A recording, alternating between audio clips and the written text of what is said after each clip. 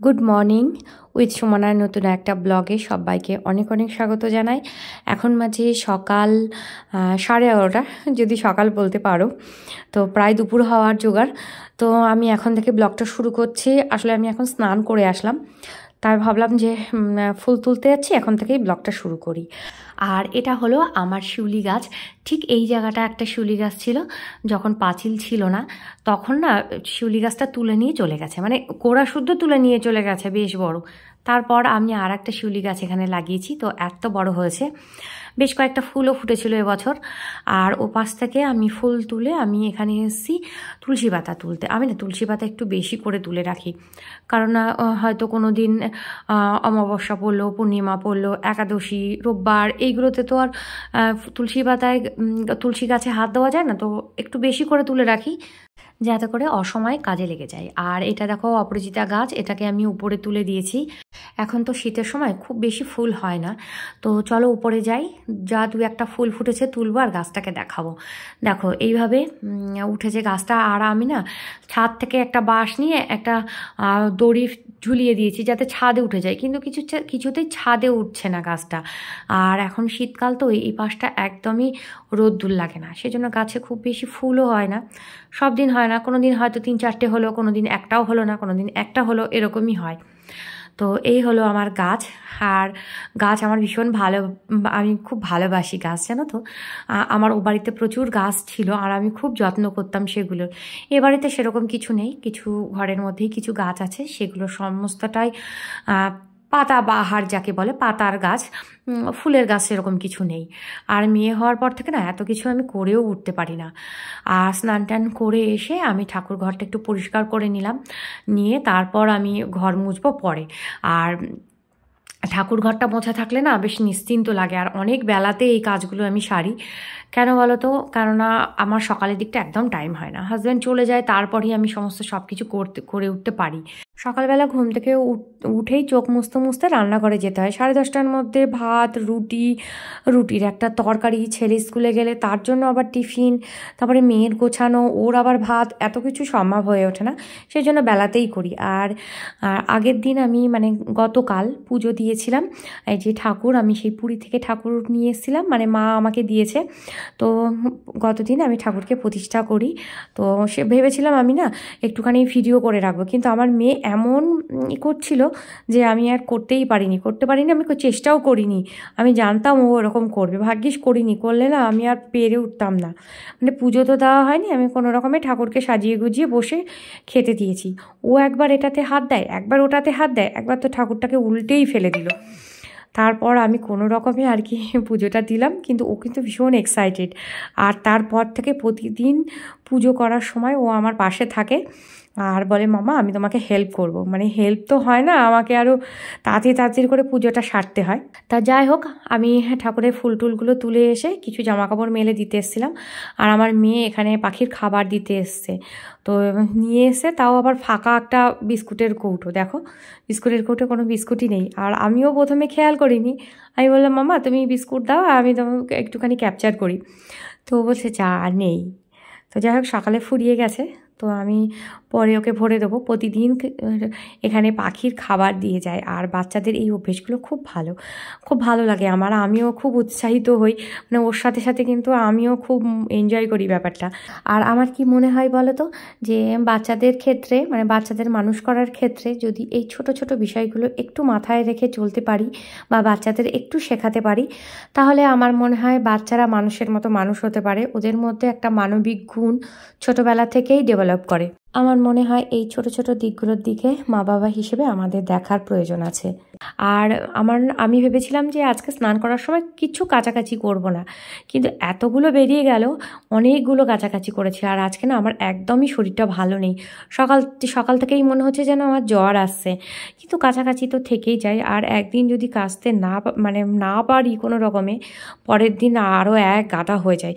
সেই জন্য আমি ভাবলাম কিছুটা অন্তত কেচে দিই। মানে ওই কোনো রকম প্ল্যান ছিল না কিন্তু কাচবো, দেখ হয়ে গেল, খুব বেশি তো নোংরা থাকে না, রেগুলার যেহেতু কাচা হয়, রেগুলারের জিনিস, তো আর কি কোনো রকমে সার্ফের জলে একটু চটকে তাই দিয়ে দিলাম। দিয়ে দেখো অনেকগুলো জামা কাপড়কে কাচলাম, বিশেষ করে ছেলে মেয়েদের জামা কাপড়ই বেশি থাকে। আর এই শীতের মধ্যে না আমি না দুটো করে নাইটি পরি, আমি জানি না তোমরা আমাকে পাগল বলবে কি না। একটা হাত কাটা ভেতরে, তার উপরে এই লম্বা নাইটিগুলো আমি ইদানিং পরছি, এতে না বেশ আরাম বোধ হয়। মাঝে কদিন কি শীত পড়েছিল বলো তো, শীতকালেও আমরা যেন কেঁপেও, মানে কলকাতাতেও এত বিশ্রী রকমের শীত লাগছিল, তাহলে বোঝো মানে যারা আরও বেশি, যেসব জায়গায় বেশি ঠান্ডা পড়ে তাদের অবস্থাটা কীরকম হয়েছে। কলকাতাতেও হিসেব মতো কম্বল সেরকম লাগেই না, কিন্তু এবছরে কিন্তু টানা ঠান্ডা পড়েছে। এখনও আমি যখন ভয়েস ওভার দিচ্ছি এখনও কিন্তু বেশ ঠান্ডা আছে, আর আমি কিন্তু এখন দুপুরবেলা বসে চাদর গায়ে দিয়ে তারপরে ভয়েস ওভারটা দিচ্ছি। তো বিস্কুটটা আমি বার করে মেয়েকে দিয়ে আসলাম, সাথে আমার অবশ্য ছাদে যেতে হয়েছে, কারণ ও একা যেতে ভয় পায় ছাদে, বা অন্য মানে আলাদা ঘরেও যায় না, জানো তো। আমি যদি সাথে থাকি তবে আমার সাথে সাথেই একটা ঘরে আসে, আমি যদি ঘর থেকে বেরিয়ে যাই সাথে সাথে ঘর থেকে বেরিয়ে যায়, ও এত ভীতু। আর এই বিরিয়ানির কৌটাটার ভেতরে না আমি চাল ধোয়া জল, ডাল ধোয়া জল এইগুলো রাখি, আর সময় মতো আমি গাছকে এই জলগুলো দিই। আর দেখো এই যে পাত্রটা ছিল, এই যে টবটা দেখছো, এটা কিন্তু বিরিয়ানির একটা ফাঁকা পাত্র, তো এখন দেখছি সেটাকে ভেঙে ভেঙে পড়ে যাচ্ছে। তো আমি ভাবছি যে ওটাকে পাল্টে একটা টবের মধ্যে দেবো। পাত্রটা এত সুন্দর মাটির পাত্র, সেই জন্য আমার খুব ভালো লেগেছিল, সেই জন্যই কিন্তু আমি ওটাকে আর ফেলিনি, ওটাকে গুছিয়ে রেখে ওর মধ্যে গাছ পুঁতেছি। আর এরকম হাঁড়ি দুটো ছিল, একটা আমার কাছে রেখেছি যেটাতে আমি কোনো কালার করিনি, আর একটা বোনকে দিয়েছি যেটাকে সুন্দর করে কালার করে তার গাছ বসিয়ে তারপর বোনকে দিয়েছি। Hello friend, good morning. Good morning, good afternoon. এখন কি করছি? আমি খেলা করছি, কারণ এরকম সিটিতে মেয়েদের বলছি, আর এখানে আমি ক্লে লাগিয়ে দিয়েছি যাদেরকে কাটা কাটা লাগে, লাল ক্লে। দাও এই যে এখানে ক্লে লাগিয়েছে, লাল ক্লে, যাতে মনে হয় যে সিঁড়ি থেকে পড়ে ওর মাথাটা কেটে গেছে, এটাই খেলছিল। কেউ হয়তো কেটে দিয়েছে। আচ্ছা, এবার আমি একটু কথা বলি। হ্যাঁ, bye bye friend, good afternoon. তো আমি খাওয়া দাওয়া কমপ্লিট করে এই আসলাম, পুজোটা দিয়েছি, পুজো দিয়ে খেলাম, খেয়ে আমি ভাবলাম তোমাদের সাথে কথা বলে নিই। সকাল থেকে তো বকবক করে যাচ্ছি, সামনাসামনি তো আসিনি। আর দেখো এই জিনিসগুলো এখানে পড়ে আছে, তোমাদের দেখাবো বলে আমি তুলছি না। আর আমার শরীরটা না আজকে একদমই ভালো নেই, মানে সকাল থেকে আমার খুব গাটা ম্যাজ করছে, আমার মনে হচ্ছে জ্বর আসছে। প্যারাসিটামল সরি লেমনেড খেয়েছি, খেয়েও আমার ঠিক খুব একটা বেশি ভালো লাগছে না, মনে হচ্ছে জ্বর আসছে। তো এইগুলো দুদিন ধরে পড়ে আছে, ভাবলাম যে তোমাদেরকে একটু দেখাবো। তো চলো তোমাদের এগুলো দেখায়। এগুলো সব ফ্লিপকার্ট থেকে এসছে, গ্রোসারি যেগুলো আছে সেইগুলো, আর এর থেকে দু একটা জিনিস নিয়ে আমরা ব্যবহারও করে ফেলেছি। আর এই দেখো বাজার, আর এই বাজারের মধ্যে থেকে এটা হচ্ছে বড় প্যাকেটটা দেখছো, এটা হচ্ছে বাঁশকাঠি চাল, এক্সপেরিমেন্ট করছি কীরকম হবে জানি না। আর সাথে আর একটা 10 কিলো চালের প্যাকেট, সেটা আমি রান্নাঘরে নিয়ে গেছি। আর একটা 5 কিলো আটার একটা প্যাকেট ছিল, সেটাও আমি রান্নাঘরে নিয়ে গেছি, কারণ আমার আটা একদম ফুরিয়ে গিয়েছিল। আর এই যে বিস্কুটটা দেখছো ব্রিটানিয়ার ক্রিম ক্রেকার ছিল দুটো, একটা নিয়ে গেছি। আর এই যে বিস্কুট, এটা বোধহয় হ্যাঁ এটা হচ্ছে আমন্ডের দুটো প্যাকেট। আর এখানে আছে, এটা হচ্ছে খেজুরের প্যাকেট। আর একটা আছে কিশমিশ, আর একটা আছে এটা হচ্ছে তোমার জিরে। দাঁড়াও, কিশমিশটা আছে ওইদিকে, হ্যাঁ এই যে হচ্ছে কিশমিশ আমি ঠাকুরের প্রসাদে কিন্তু কিশমিশই দিই, হ্যাঁ বাদামও দিই, কাজুও দিই, কিন্তু কিশমিশই ম্যাক্সিমাম টাইমে আমার দেওয়া হয়। আর এটা হচ্ছে তেলের প্যাকেট, ডালটা সর্ষের তেলের প্যাকেট দুটো, আর একটা সাদা তেলের প্যাকেট। আর তারপরে আছে ঘি, যা যা লাগে আর কি সংসারে সেসব, তারপরে সুজি, এইসব টুকটাক জিনিস নিয়ে আসা হয়েছে। আর এখানে ডাম্প করেছি, এগুলো সব সাজিয়ে গুছিয়ে রাখতে হবে। আটাটা পুরো ফুরিয়ে গিয়েছিল, তো আটার 5 কিলো প্যাকেটের আটা আমি ঢেলে রেখেছি, আর চালের প্যাকেটটা রান্নাঘরে রেখেছি। এই হচ্ছে মোট বাজার, আর এগুলো তোমাদের দেখাবো বলে আমি আর এগুলো তুলিনি। সব কাজ কমপ্লিট, যাবতীয় কাজ আজকের মতো এখানেই ইতি আজকে আর কাছাকাছি বা অন্য কোনো কাজের মধ্যে আর যাবো না। কাজের কি শেষ আছে, মানে বাচ্চা থাকলে যা হয় আর কি, একদিক দিয়ে মুছে চলে যাচ্ছে আর একদিকে দেখছি জল ফেলছে। সেই আজকে এই ঘর মোছার পরে দুবার আমি আরও মুছলাম একটু একটু করে। তো এখন একটু বিশ্রাম নেব। এখন কটা বাজে, এখন 1 মিনিট দাঁড়াও তোমাদের দেখায় কটা বাজে। কাশিটাও বেশ হয়েছে।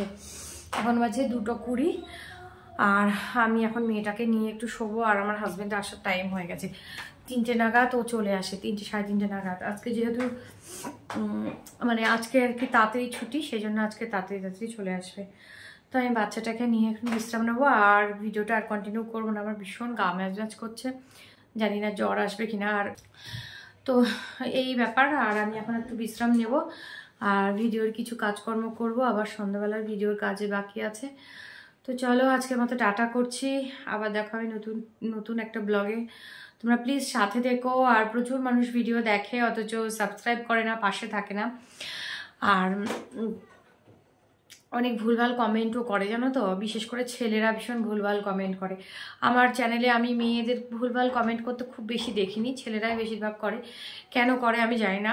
আমার তো বেসিক্যালি রান্না, খাওয়া দাওয়া, সাধারণ ব্লগ, মানে এর মধ্যে কোনো আলাদা কিছু নেই বা ইন্টেনশন নেই যে এরকম কিছু দেখাবো বা ভিউ টানার জন্য কিছু করবো, ওসব ব্যাপার নেই। সাধারণই আছে। প্লিজ এমন কিছু কমেন্ট করো না যেগুলো খুব খারাপ লাগে দেখতে।